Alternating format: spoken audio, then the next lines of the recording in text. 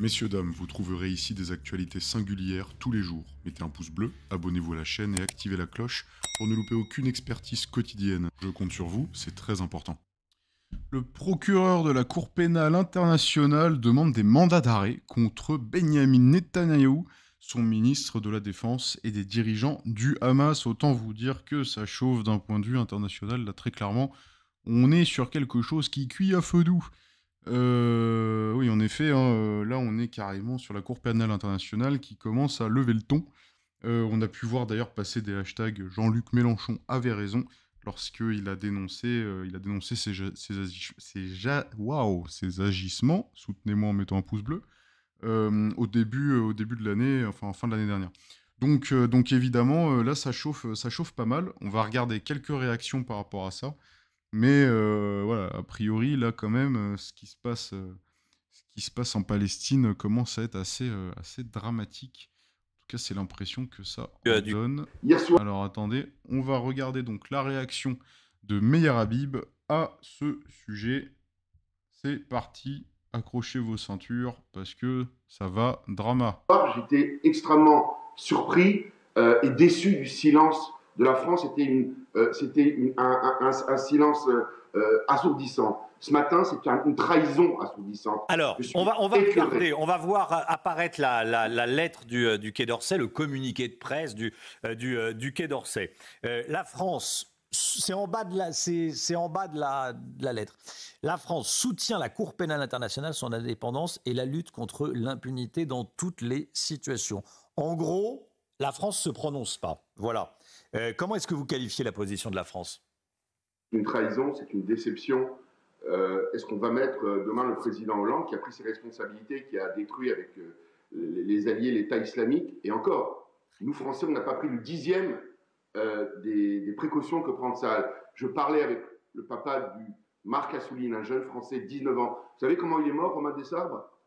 Il est mort parce qu'il sécurisait, vous savez quoi, les convois unitaires au passage de Rafah. C'est ça la triste réalité. Il est mort pour ça, avec 4 soldats israéliens, tués parce qu'ils sécurisaient l'aide humanitaire que les Israéliens font parvenir aux Palestiniens. Israël est sorti jusqu'au dernier centimètre carré de la bande de Gaza. Vous le savez, Israël se défend. Le pays a été... Il y a une invasion, il y a eu des milliers de barbares qui sont rentrés, qui ont égorgé, qui ont tué. Israël devrait se taire. Et la France soutient ce tribunal. C'est la première fois. Vous dites que la France trahit ce pays ami qu'est Israël. Regardez comment réagissent les États-Unis, comment réagissent les grands pays qui sont l'Angleterre. Ah, c'était plus clair. La réaction de Joe Biden était... Oui, bon, là, on est presque sur du soutien, du coup. En tout cas, voilà, c'est des paroles qui s'approchent de s'indigner parce que notre pays pourrait lui-même s'indigner de la mort d'autres personnes dans le monde qui ont l'air de se faire châtier assez violemment, telles les reines de la SNK, là, clairement. effectivement plus clair. Il dit que c'est scandaleux. Évidemment, j'aurais attendu autre chose, alors que le ministre des Affaires étrangères arrive aujourd'hui à Paris, au moment où je vous parle, il arrive dans quelques minutes à Paris pour rencontrer son homologue.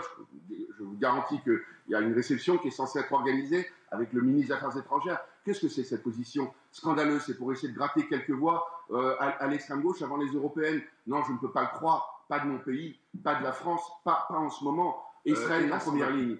Mais nous, Français, aujourd'hui, au lieu de les soutenir ou à défaut de se taire, on soutient le procureur qui n'a même pas envoyé l'équipe sur place, qui a condamné Israël avant la moindre enquête.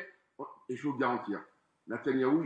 Ça, effectivement, il y a très sûrement un travail d'enquête à faire dessus. Après, par qui ce sera dirigé, dans quelle mesure ce sera fiable, ça c'est encore autre chose. Que pour l'instant, on a évidemment que des rapports de guerre, donc c'est-à-dire qu'on est sous propagande un peu de tous les côtés, etc.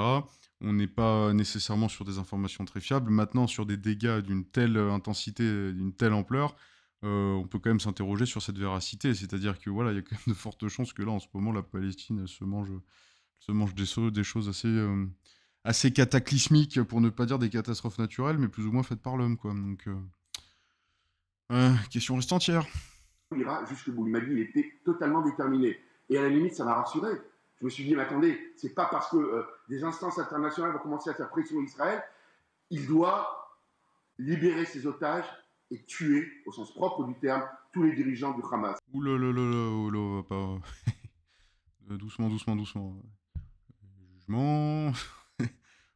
On a instauré des institutions qui essayent de faire les choses proprement, ou en tout cas qui font un sketch qui nous font et laissent penser ça. C'est déjà un début. Alors, qu'est-ce que ça répond? Comment la France peut continuer de verser un salaire à cet infect? Là, pareil, on est sur de l'invective ad persona, ce n'est pas ce qu'on veut, on combat des idées, on combat des idéologies, mais pas des individus. En tout cas, c'est le genre de la maison. Il faut qu'il arrête de confondre Israël, son pays et la France qui permet d'y résider. Rentre chez toi, boomer, pourquoi pas. Cette usine agace ce mec, les feux changer, ok, de changer de porte-parole, ok. Oui, très bien, donc là on a un gif de Gorée. Israël, ok, bientôt la prison, j'espère qu'il sera jugé comme tous les franco-israéliens qui sont partis rejoindre ça et participer à ce crime contre l'humanité. Bon, là on est sur de l'ad persona, on est sur de l'émotion, on est moins sur de l'analyse rigoriste, mais voilà, écoutez, c'est forcément des sujets extrêmement émouvants parce que ce qui se passe quand ça touche des personnes qui peuvent être originaires de ces endroits-là ou bien qui ont des proches là-bas, je pense que là, en effet, tout pragmatisme est absolument impossible. De toute façon, quand ça touche au personnel, quand ça nous touche personnellement, c'est toujours une autre affaire. Et également de la part de cette personne qui parle, hein, on peut imaginer qu'elle est sous une forte émotion, mais enfin, voilà, ça reste... attention aux mots, hein, quand même. Voilà. Bon, on va dire que c'était un lapsus. Eh bien, écoutez, moi, je vous dis à la prochaine. Je vous laisse me mettre dans les commentaires ce que vous en pensez, et je conclurai par voilà.